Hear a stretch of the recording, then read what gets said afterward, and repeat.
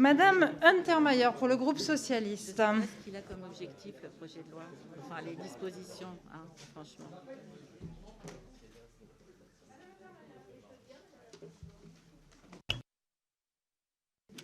Voilà. J'espère qu'on aura un peu d'apaisement dans cette commission qui me semble un peu trop tendue, à mon avis. Voilà. Alors, monsieur le ministre, monsieur le rapporteur, madame la présidente, avec ce texte, le gouvernement entend restaurer le lien de confiance, cette fois entre les citoyens et l'institution judiciaire. Je dirais que nous ne comptons plus les lois qui expriment cette ambition de la restauration de la confiance, comme si nous étions en fait des enfants complètement perdus et sans lien du tout avec nos institutions. Toutefois, satisfaire cet objectif essentiel en mettant si fort l'accent sur la justice pénale sera, me semble-t-il, compliqué. C'est d'abord de la lenteur de la justice civile que les citoyens se plaignent, et sans remettre en question le travail des magistrats qui font ce qu'ils peuvent, avec les moyens dont ils disposent, sont bien les délais dans les litiges du quotidien, affaires familiales en particulier, tutelle, curatelle, consommation, etc., qui sont remises en question par les justiciables et qui font qu'ils se découragent de saisir la justice. C'est aussi, pour en revenir au pénal, la question des classements sans suite, en nombre, qui ne sont notifiés ni aux plaignants ni aux victimes, faute de temps. Mais la réponse judiciaire s'impose et il faut se donner les moyens de satisfaire cette simple exigence qui nous est rappelée constamment sur le territoire, qui fait que dès lors que la justice est saisie, une réponse doit être impérativement donnée. Je pense que la confiance, elle passe par là prioritairement. Alors ce texte porte plusieurs mesures qui sont bienvenues.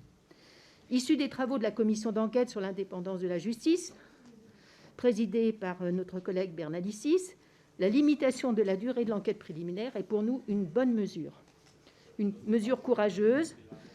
Il convient aussi d'ouvrir davantage le contradictoire et rééquilibrer ainsi les droits de la défense et ceux de l'accusation. Nous proposerons une réduction plus importante encore du délai de l'enquête, ce qui ne va pas plaire ni au parquet ni au juge du siège d'ailleurs, et l'ouverture au contradictoire plus rapide que ce qui est prévu dans le texte. La consolidation du secret professionnel de l'avocat s'imposait, et je salue cette avancée, alors que de récentes affaires ont mis en évidence des atteintes graves à ce principe. Nous reviendrons sur la définition du secret professionnel, dont il nous paraît improbable de dissocier l'activité de défense et de conseil. La refonte des règles déontologiques ainsi que des procédures disciplinaires applicables aux professionnels du droit emporte également notre adhésion. Ces dispositions reprennent des recommandations élaborées dans le cadre d'une mission que nous avions menée avec mon collègue Fabien Matras. Nous demanderons à les compléter avec la mise en place donc, de ce collège de déontologie dont nous avons tant parlé lors du texte sur le parquet européen. La création du statut de détenu travailleur ainsi que la reconnaissance à venir par ordonnance des droits sociaux des détenus concourent vraiment à l'effort que doit mener la France, condamnée à de nombreuses reprises par la CEDH sur les conditions de détention dans ces prisons. Et nous pensons que c'est un vaste programme qui s'ouvre devant nous et que c'est un programme important. L'acte d'avocat est enfin une attente forte, sans doute le seul moyen d'agir plus vite en matière de justice. D'autres mesures appellent quelques réserves. Il en est ainsi de la généralisation des cours criminelles, réduisant fortement la tenue des cours d'assises, pour lesquelles pourtant vous prétendiez les défendre bec et ongles, monsieur le ministre. Cette disposition ne respecte pas la volonté du législateur d'imposer une phase expérimentale de 3 ans, ce qui a été quand même inscrit dans la loi, permettant une réelle étude d'impact et associant les professionnels, et notamment les avocats, à ce bilan. Ces nouvelles cours signent par ailleurs la fin de l'oralité des débats et du jury populaire qui œuvre au rapprochement que nous recherchons pourtant dans ce texte du peuple et de la justice. Au demeurant, ces nouvelles juridictions mobilisent 5 magistrats. C'est une des critiques principales, au lieu de 3 pour les cours d'assises, alors que les effectifs manquent à l'appel. La suppression des remises de peines automatiques n'emporte pas l'adhésion des professionnels, magistrats, avocats, comme l'administration pénitentiaire. Je n'en ai pas trouvé un pour défendre ce nouveau dispositif. Le Conseil d'État, pour sa part, émet des réserves sur celui-ci. Actuellement, l'automaticité n'est pas de droit puisque ces crédits peuvent être retirés en cas de mauvaise conduite.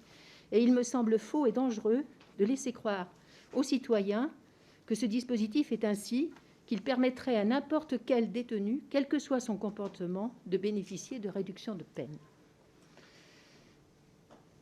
Sur l'enregistrement et la diffusion d'une audience, pourquoi pas? La justice doit devenir visible, sortir des murs du tribunal, mais sans mise en danger de ses professionnels. Quid du motif d'intérêt public justifiant un tel dispositif? Est-ce la pédagogie qui est recherchée? Enfin, je dirais qu'il y a une dernière remarque. Je veux parler d'un amendement qui a été déposé par plusieurs groupes concernant une demande émanant au plus haut niveau de la Cour de cassation. Le régime sec de l'article 45 et de l'irrecevabilité auquel sont soumis les députés n'exclut pas le discernement. Et dans le cas précis, je trouve regrettable que nous n'ayons pas ouvert la porte de la loi pour intégrer une mesure qui s'inscrit pleinement dans l'affirmation de l'indépendance de la justice. Je vous remercie. Je vous remercie. Décidément, j'en prends pour mon grade sur l'appréciation que j'ai eue de l'article 45 dans ce projet de loi. J'apprécie.